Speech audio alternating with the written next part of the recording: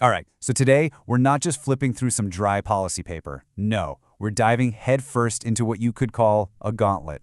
It's this series of really provocative questions. Think of it as the ultimate test for a whole new generation of leaders. And I want you to forget about any typical exam you've ever taken. This isn't about theory. This is about radical, real-world execution. It's a challenge to build something completely new, right from the ground up, all while facing just an insane amount of pressure. So, this gauntlet, it's not just for some imaginary leader out there. It's a personal challenge for you. Ask yourself, could you step up, take the reins, and build a trillion-rupee economy from scratch? I mean, the stakes, they literally could not be higher. Okay, so let's get into the first round of this challenge. And believe me, it throws you right into the fire. This first part is all about testing if you can handle the massive political and financial hurdles right from the get-go. I mean, from day one, the pressure is just immense. Imagine this. You've got a powerful political leader who is actively trying to shut your project down. You're given 5,000 crore rupees, which sounds great, right? But you have to generate all of it back in revenue within just 7 years. Oh, and there's always the chance a natural disaster could wipe out your progress. And guess what? There's no extra funding. On top of all of that, you're supposed to design a model for zero crime and zero corruption. Yeah, no small task. So with all of that pressure, just building and building, you get hit with your first huge decision. And this isn't just some small choice. This one could make or break everything down the line. Okay, here's the dilemma. A couple of big foreign investors show up. They're ready to build huge industries in your village, which is amazing. But there's a catch. They want a 30-year tax holiday. So what do?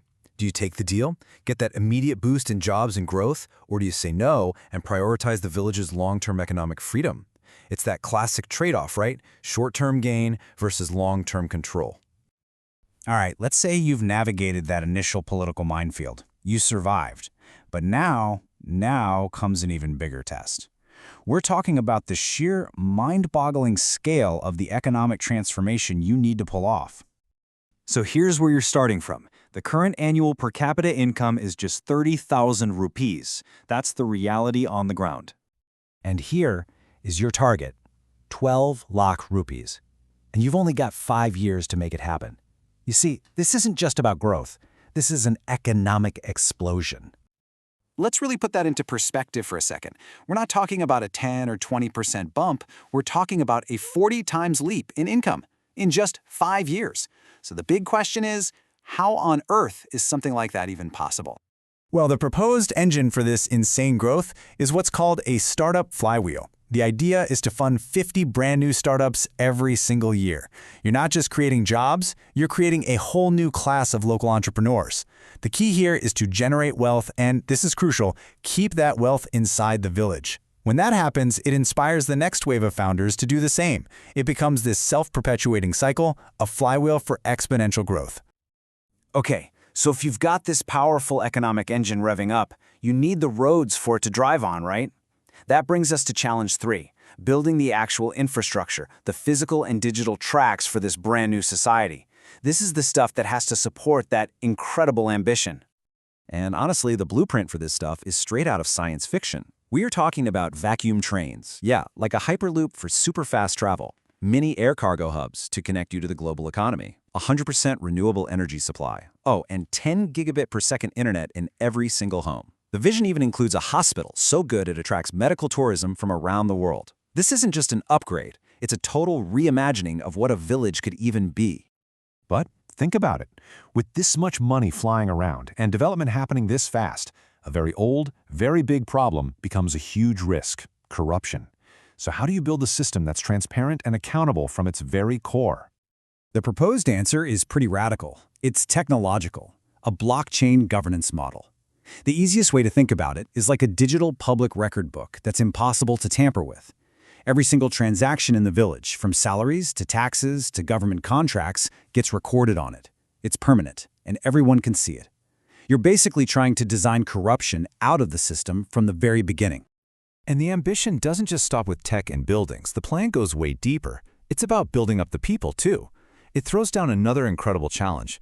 Can you provide a Harvard-level education for the cost of a government school? I mean, talk about a radical goal for human development. Okay, Now we're at the final test. This is where the whole vision just explodes in scale. We're moving beyond the village, beyond the country even. This is about setting a new benchmark for the entire world. Because at this point, you realize the goal was never just to build one successful village. The real goal is to create a model, a blueprint that can be copied elsewhere, and one that can go toe-to-toe with the best in the world. And when we say compete, we mean it. The competition is fierce. The benchmark for success here isn't other villages. The challenge is to compete directly with the giants, global hubs like Singapore, Dubai, and Silicon Valley for the best talent and the biggest investments. And really, this one line just sums up the whole audacious vision perfectly. The ultimate goal is to flip the entire economic model upside down, to create a future where life in the countryside isn't just as good as the city, but actually better, where rural prosperity exceeds urban prosperity. So in the end, we're left with this one massive question. Is this whole blueprint a visionary leap forward for humanity, or is it just a dangerous fantasy? That's the real gauntlet, and it's a question that the next generation of leaders is going to have to answer.